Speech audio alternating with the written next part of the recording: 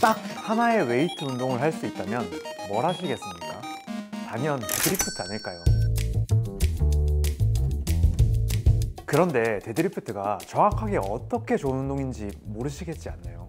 논문이나 의사 선생님들은 위험한 운동이라고, 주변에서는 하지 말라고 하지 않나요? 그리고 막상 해보면 힘들긴 한데 이게 근육이 지친 건지 그냥 노가다를 하는 건지 잘 모르겠지 않습니까? 솔직히 근육의 관점에서만 보자면 데드리프트 별로인 운동이 맞습니다. What? Bro, what are you talking about, man? 그런데 왜 레전드 보디빌더들은 데드리프트를 굳이 했을까요? 오늘 영상에서는 근육 관점에서는 충분히 대체가 가능한 데드리프트지만 그럼에도 불구하고 데드리프트를 꼭 해야 하는 숨겨진 비밀에 대해서 이야기해드리겠습니다. 그리고 영상 끝까지 보신다면 결국 근육의 관점으로도 데드리프트가 좋다는 것을 알게 되실 겁니다. 구독과 좋아요 눌러주시고 영상 시작해보겠습니다. 저는 20살까지 책상에서 공부만 했던 고도비만 운동신경 제로였던 사람이었습니다. 여러분들이 보시다시피 공룡유전자 이런 거랑 거리가 너무 멀어 보이죠. 그런데 전 놀랍게도 2021년 IFBB 내추럴 프로 퀄리파이어 대회에서 보디빌딩, 피지크 아니고 보디빌딩으로 체급 1등을 했었습니다. 믿기진 않겠지만 제가 그 유명한 권준 선수랑 오버롤전까지 치렀던 사람입니다. 제 자랑하려고 하는 게 아니라 저는 그다지 타고나지 않은 유전자를 가지고 그렇게 높게 올라갈 수 있었던 이유가 제가 3대 운동을 사랑했기 때문이라고 믿습니다. 저는 체중 70kg 때에 3대 중량이 630이 넘었습니다. 그리고 제가 나이가 들면서 운동 지식이 쌓여가다 보니 그게 저의 엄청난 비밀 무기였다는 것을 알게 되었죠. 보디빌더들이 부상 위험에도 불구하고 이런 운동들을 고집하는 데는 근육이 아닌 다른 이유가 있기 때문입니다. 근육 관점에서만 보자면 엉덩이는 힙 스러스트로, 기립근은 백 익스텐션으로, 햄스트링은 레그컬로 대체할 수 있음에도 프리웨이트를 선택하는 이유는 바로 안정성 때문입니다. 안정성은 힘을 제어하거나 감속하거나 멈추는 잠재의식 능력입니다. 피터 아티아의 질병 해방에서 나온 예시로 이해해 보겠습니다. 630마력의 M3가 150마력의 경주용 자동차보다 트랙에서 더 느린 이유가 무엇일까요? 경주용 자동차는 큰 바퀴로 노면에 더 잘 달라붙어서 코너링을 안정적으로 할 수 있기 때문입니다. 우리 몸도 마찬가지입니다. 순수한 힘보다 그 힘을 얼마나 안정적으로 다룰 수 있는지가 훨씬 더 중요합니다. 데드리프트는 노가다 아니냐, 득보다 실이 더 많지 않냐 라는 생각은 사실 근육의 관점에서만 이 운동을 보았기 때문입니다. 데드리프트는 수십 수백 킬로의 바벨에 저항하면서 몸통에 엄청난 안정성을 부여합니다. 이는 어떤 머신으로도 흉내낼 수 없는 고유한 가치입니다. 프리웨이트를 통해 얻은 안정성은 고립 운동의 효과를 극대화합니다. 피지컬 100 시즌2와 쇼미더바디 우승자인 아모티님의 사례가 이를 증명한다고 저는 생각합니다. 뛰어난 몸의 안정성이 피지컬 100 우승을 가능하게 했고 이를 바탕으로 한 정교한 고립 운동이 쇼미더바디 우승으로 이어졌다고 생각합니다. 근데 요즘 왜 이렇게 프리웨이트에 대한 인식이 안 좋을까요? 내 몸에 안정성이 없으면 당연히 프리웨이트는 위험한 운동이 되겠죠. 좀 쉽게 예를 들면 이런 건 것 같은데, 저도 사본 적은 없지만 슈퍼카가 엄청나게 주행에 있어서 안정성을 요구하거든요. 그래서 슈퍼카들의 타이어들을 보면 엄청 크고 엄청 두껍고 엄청 넓고 엄청 비싼 타이어들을 쓰는데, 근데 만약에 내가 그런 거 잘 몰라서 완전 저가 싸구려 타이어를 꼈다고 해봐요. 그럼 당연히 주행이 불안정할 거고 내가 그것 때문에 슈퍼카가 좋지 않고 불안정하다라고 얘기하는 거랑 똑같단 말이에요. 그래서 내 몸을 안정하게 먼저 만들어 놓고, 그러니까 좋은 타이어를 먼저 껴놓고 그 다음에 고성능 운동을 하는 게 바람직한 방향인데, 우리는 이 순서를 잘못한 채로 프리웨이트가 위험하다고 인식하는 것 같은 그런 생각을 하고 있지 않나. 20대 이후에 처음 운동을 시작하는 분들에게는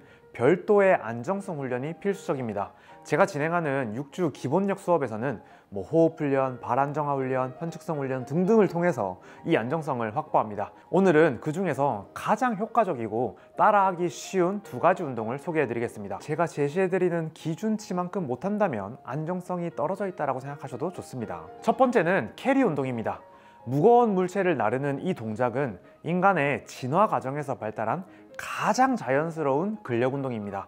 손의 힘, 코어, 전신 안정성을 동시에 기를 수 있습니다.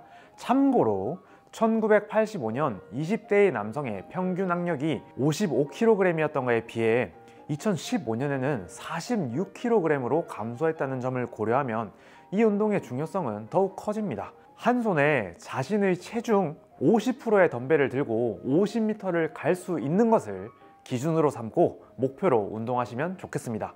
이거를 실제로 해보면 네. 별로 힘들지 않거든요.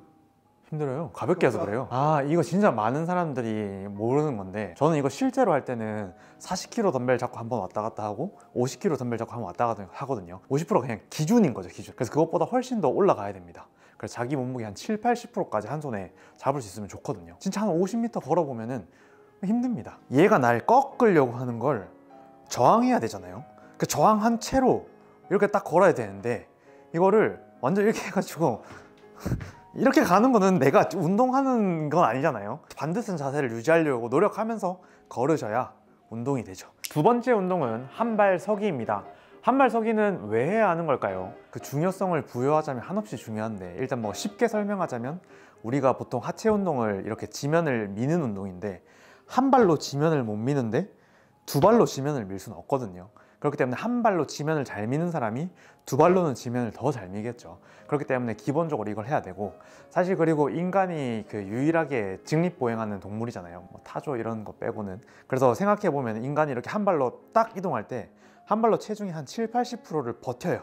그래서 한 발 서기를 할 수 있어야 걸음을 걸을 때 몸에 데미지를 안 받습니다. 근데 한 발 서기를 못 하시는 분들은 걸을 때마다 체중을 지탱을 못 하니까 허리나 무릎이나 다른 어디 관절들이 이걸 지탱하고 있을 거란 말이에요. 그래서 한 발 서기는 뭐 여러모로 되게 좋은 운동이다. 근데 이제 여러분들이 만약에 한 20, 30대라면은 사실 한 발 서기 이거 한 1분도 진짜 쉽게 버틸 수 있어야 되고, 정말 젊고 건강한 사람이라면 눈 감고도 아무렇지 않게 버틸 수 있어야 됩니다. 생각보다 30초도 못 버티는 사람들이 많고, 여러분들이 혹시 20, 30대라면 눈을 감고도 30초는 쉽게 버틸 수 있어야 합니다. 이걸 좀 더 힘들게 연습하려면 이런 슬링렉이나 보스볼 위에서 이렇게 올라가면 흔들리겠죠?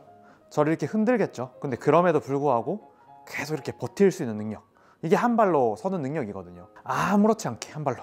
사실 아무렇지 않진 않죠. 몸이 흔들리는데 그 흔들리는 걸 버티는 게 근육과 내 뇌신경의 기능이겠죠. 그래서 그런 것들을 확보해 나가시면 됩니다. 그리고 사실 여러분들이 만약에 운동을 하는 분들이라면 여기까지 가야 돼요. 한 발 서기를 한 다음에 내가 하고자 하는 데드리프트, 스쿼트 이런 것까지 갈 수 있어야 되거든요. 스쿼트는 못 하더라도 한 발로 데드리프트까지 하는 거는 좀 목표로 운동을 하시는 게 좋지 않을까. 백종원의 레미제라블에서는 초보 요리사는 칼질이 위험해 보이지만 경력자들은 양파를 쳐다보지도 않고 썹니다. 프리웨이트도 마찬가지입니다. 70살 할아버지가 220kg의 데드리프트를 이렇게 가볍게 들고 있습니다. 데드리프트도 분명 제대로 배운다면 양파를 쉽게 써는 것처럼 안전하고 쉽게 할 수 있습니다. 요즘 참 데드리프트 배우기 쉽죠. 유튜브에만 검색해도 좋은 영상들이 정말 많고 좋은 PT 선생님들도 많고요. 근데 그럼에도 불구하고 데드리프트가 진짜 배우기 어려운 이유는 잘하는 사람들의 이야기밖에 들을 수 없어서입니다. 거기서도 배울 게 물론 많지만 우리에게 정말 필요한 것은 실패한 사람들의 실패한 이야기를 통한 실패하지 않는 법이어야만 합니다. 실패하지 않아야 성공할 수 있기 때문입니다. 그런 실패한 데드리프트 이야기가 궁금하다면 고정 댓글 한번 참고해주세요. 프리웨이트가 구시대적이라는 의견도 있습니다. 하지만 프리웨이트가 주는 불안정성은 역설적으로 우리 몸에 더 강한 안정성을 제공합니다. 그리고 그 안정성이 단단한 밑받침이 되어 주어야 더 높은 건물을 위로 쌓아 올릴 수 있게 됩니다. 프리웨이트는 선택이 아닌 필수입니다. 주변에 기구 운동만 고집하고 있는 친구가 있다면 이 영상을 꼭 공유해 주십시오. 네, 오늘 영상이 도움되셨다면 구독과 좋아요 부탁드리겠습니다. 이상 안전하고 무겁게 운동하자 블리스였습니다. 감사합니다.